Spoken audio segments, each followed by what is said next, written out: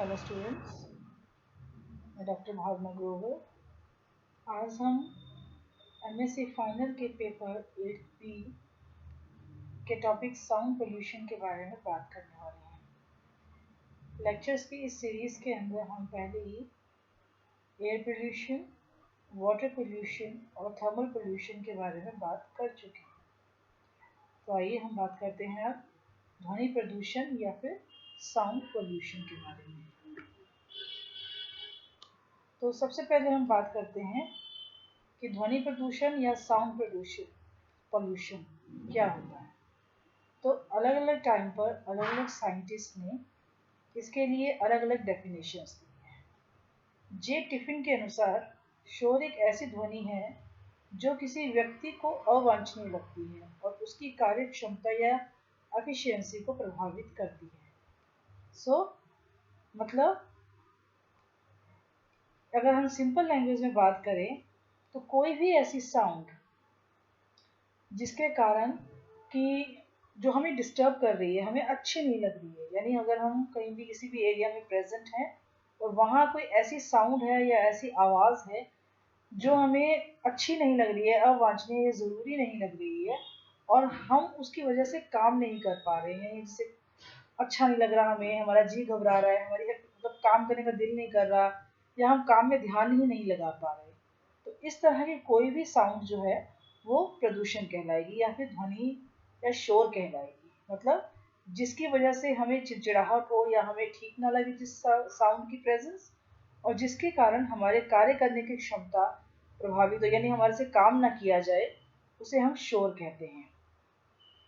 Next आता है हटल के अनुसार शोर एक अवांछनीय ध्वनि है जो थकान बढ़ाती है और कुछ औद्योगिक परिस्थितियों में बहरेपन का कारण बनती है। यानी यहाँ दो चीजें हैं, थकान बढ़ाना और बहरेपन का कारण। तो हटल के अनुसार शोर एक ऐसी शोर या ध्वनि प्रदूषण कोई भी ऐसी साउंड जिससे हमें फटीग या थकान आती है, चिड़चिड़ापन आता है, थकान आती है, हमें अच्छा नहीं लगता, स्वास्थ्य अच्छा नहीं लगता हमारा, और लंबे समय तक अगर हम उस साउंड की प्रेजेंस में रहते हैं तो अगर बहरेपन होने की संभावना रहती है तो उसे भी हम शोर या फिर ध्वनि प्रदूषण की श्रेणी में ही रखते हैं। फिर राय के अनुसार अनिच्छापूर्ण ध्वनि जो मानवीय सुविधा, स्वास्थ्य तथा गतिशीलता में हस्तक्षेप करती है, ध्वनि प्रदूषण कहलाती है। यानी यहाँ भी वही बात आ गई कि ऐसी साउंड जो हमारे लिए इच्छा पूर्वक नहीं है, मतलब हमारे मन की नहीं है, साउंड हमें अच्छी नहीं लग रही है, हमारी इच्छा के बिना उस एरिया के अंदर वो प्रेजेंट है और जिसका हमारे एक ईजीनेस के ऊपर, यानी उस माहौल में हम ईजी या अच्छा नहीं महसूस करते, हमारी हेल्थ के ऊपर भी लॉन्ग टर्म के अंदर उसका नेगेटिव इम्पैक्ट पड़ता है और हमारी कार्य क्षमता के अंदर भी उसका नेगेटिव इम्पैक्ट पड़ता है।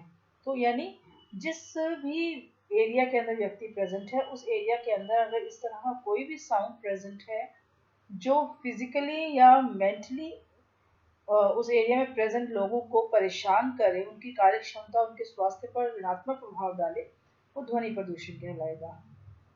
इंसाइक्लोपीडिया ब्रिटानिका के अनुसार अवांछनीय ध्वनि के रूप में परिभाषित करता है, यानी एक ऐसी आवाज जो हमें नहीं चाहिए, जिसकी हमें जरूरत नहीं है, अगर वो वहां प्रेजेंट है तो वो शोर ही है। एनवायरमेंटल हेल्थ क्राइटेरिया के अनुसार शोर एक ऐसा अवांछनीय ध्वनि है, ऐसी अवांछनीय ध्वनि है जो व्यक्ति, समाज के लोगों के स्वास्थ्य और वेल बीइंग पर प्रभाव डालती है, प्रतिकूल प्रभाव डालती है। यानी यहाँ दोनों चीज आ गई, यहाँ उसकी फिजिकल और मेंटल दोनों हेल्थ की बात की गई है। यानी कोई भी ऐसी साउंड या ध्वनि जो उस एरिया में रहने वाले लोगों के फिजिकल हेल्थ और एज वेल एज उसके साइकोलॉजिकल जो हेल्थ है, मेंटल हेल्थ जो है, उसको नेगेटिवली इम्पैक्ट करती है, तो उसे हम शोर ही कहेंगे। तो आप देख सकते हैं कि यहाँ हर तरह से, यानी अलग अलग साइंटिस्ट ने अलग अलग तरीके से शोर को परिभाषित किया, लेकिन कहीं ना कहीं एक बात सब जगह कॉमन है कि एक ऐसी अनरिक्वायर्ड साउंड, यानी एक ऐसी आवाज जिसकी हमें जरूरत महसूस नहीं हो रही है, जरूरत नहीं है और हमें अच्छी नहीं लग रही, जो हमारे स्वास्थ्य पर और हमारे जो मन है उन दोनों पर ही नेगेटिव इम्पैक्ट डाल रही है, यानी हमारे मानसिक और शारीरिक दोनों स्वास्थ्य के लिए जो अच्छी नहीं है, वो शोर कहलाएगी। उसका लेवल कुछ भी हो सकता है, लेवल अलग अलग हो सकते हैं, ये ज़रूरी नहीं है कि अगर ध्वनि बहुत ज़्यादा तेज़ है तो ही वो शोर की श्रेणी में आएगी। कई बार कम जो पिच का साउंड होता है या बहुत नॉर्मल रेंज की जो साउंड होती है उसको भी शोर की कैटेगरी में रखा जाता है, अगर वो वहाँ प्रेजेंट व्यक्ति को डिस्टर्ब कर रही है, उसके काम करने की क्षमता को नेगेटिवली इम्पैक्ट कर रही है, तो कम पिच की साउंड भी वो शोर की कैटेगरी में आ सकती है। शोर का मतलब सिर्फ ये नहीं कि ध्वनि का तेज होना, अवांछनीय होना, यानी ऐसी कोई भी ध्वनि जो काम करने में डिस्टरबेंस पैदा करे, फिजिकल और मेंटल हेल्थ पर इफेक्ट डाले, वो शोर कहलाएगी। अब जो ध्वनि प्रदूषण होता है उसको मापने का जो मापन है, यानी जो पैमाना है, वो है डेसिबल। हम डेसिबल में मापते हैं। जैसे जैसे डेसिबल में वैल्यू बढ़ती जाती है, शोर की जो पिच है या उसकी ध्वनि है उसकी मात्रा बढ़ती जाएगी। तो इसकी एक पर्टिकुलर रेंज होती है, तो उसको हम डेसिबल के अंदर नापते हैं। डेसी का अर्थ है 10 या 10, और वैज्ञानिक ग्राहम बेल के नाम से बेल शब्द लिया गया है। तो डेसी यानी 10, और जो बेल शब्द है डेसिबल का, वो वैज्ञानिक ग्राहम बेल के नाम से लिया गया है। अब यहाँ आप देख सकते हैं कि अलग अलग सोर्स जो हैं उनसे आने वाली जो, मतलब ये एक एवरेज निकाला गया है। ऐसा नहीं कि हमेशा ऐसी ही वैल्यूज रहती हैं, लेकिन इन जनरल एक एवरेज निकाली गई है ताकि हम समझ सकें कि डेसिबल किस तरीके से काम करता है, या डेसिबल पैमाने पर अलग अलग जो साउंड जो हम कह रहे हैं उनकी मात्रा कितनी होती है, उसको समझ सकने के लिए एक कंपैरेटिव चार्ट यहाँ दे रखा है। जो हम सांस लेते हैं, सांस लेने की जो आवाज़ होती है वो 10 डेसिबल की होती है। यानी अगर आप बैठे हैं, अगर आप कभी बिल्कुल शांत कमरे के अंदर, एक खाली कमरे के अंदर बैठे हैं जहाँ कोई नहीं है, किसी तरह की आवाज़ नहीं है, तो आपको सांस की आवाज़, सांस लेने की आवाज़ भी सुनाई देती है। वो जो होती है वो 10 डेसिबल की होती है। पत्तियों की जो हल्की हल्की सरसराहट हमें सुनाई देती है वो भी लगभग 10 डेसिबल की ही होती है। अगर हम बिल्कुल धीरे से फुसफुसाकर कान में एक दूसरे की बात करते हैं, बहुत खुले से बात करते हैं, विस्पर करते हैं जिसे अपने कहते हैं, तो वो जो साउंड होता है वो लगभग 20 से 30 डेसिबल का होता है। लाइब्रेरी के अंदर इन जनरल जो साउंड का लेवल, हाईएस्ट लेवल रखा जाता है, या जो जनरल एवरेज रहता है, वो 40 डेसिबल के लगभग रहता है। यानी आप हल्की बहुत बात कर सकते हैं, या फिर थोड़ी बहुत जो मूवमेंट होती है उसके कारण जो होने वाली साउंड होती है वो लगभग 40 डेसिबल होता है। एक डिनर रूम में, एक शांत डिनर रूम के अंदर, एक डाइनिंग रूम के अंदर जो डेसिबल लेयर होता है, लेवल होता है, वो 50 का होता है।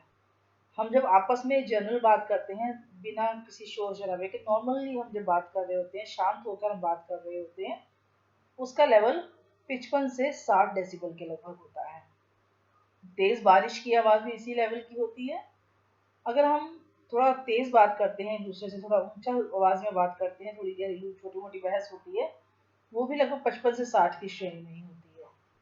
लेकिन जो हम घरेलू मशीनें चलाते हैं या हम जो बाइक्स वगैरह चलाते हैं, उसका लेवल 90 के आसपास होता है।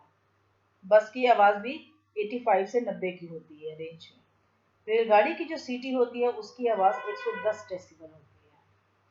अगर हम बहुत तेज म्यूजिक सुनते हैं तो उस तेज चलने वाले म्यूजिक सिस्टम का जो साउंड लेवल रहता है वो 100 से 115 डेसिबल तक रहता है।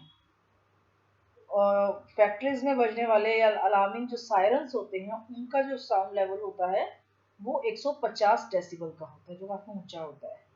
और जो कमर्शियल जो एरोप्लेन्स होते हैं उनका साउंड जो होता है वो 120 से 140 डेसिबल तक रहता है। और जो रॉकेट इंजन होता है उसका साउंड 180 से 195 डेसिबल तक होता है, जो कि बहुत ही हाई साउंड मानी जाती है। तो यहाँ आप देख रहे हैं कि 10 से शुरू करके हम लगभग 200 डेसिबल तक के लेवल पे पहुंचे, और हमने देखा कि इन जनरल भी हम जब फील करते हैं, हम जानते हैं कि एक सामान्य वार्तालाप में जिस तरह हम बोलते हैं वो हमें इतना कानों को चुभता नहीं है, लेकिन अगर बहस होती है वहां होने या किसी तरह के झगड़े में जो साउंड जनरेट होती है वो कानों को चुभने लगती है। क्यों? क्योंकि उसकी आवाज़ थोड़ी तेज बढ़ना शुरू होती है। इस तरीके से रेलगाड़ी की सीटी है, या तेज म्यूजिक सिस्टम चलाया गया है, या फिर जो सायरन वगैरह होते हैं उनकी आवाज़ बहुत ज़्यादा तेज होती है, तो उनका डेसिबल लेवल भी जो है वो ज़्यादा होता है। तो इस प्रकार से इस कंपैरेटिव चार्ट के द्वारा हम अलग अलग जो जनरल हमारे लाइफ के अंदर चीज़ें हमारे आसपास होती हैं जो साउंड प्रोड्यूस करती हैं उनका डेसिबल लेवल हम समझ सकते हैं।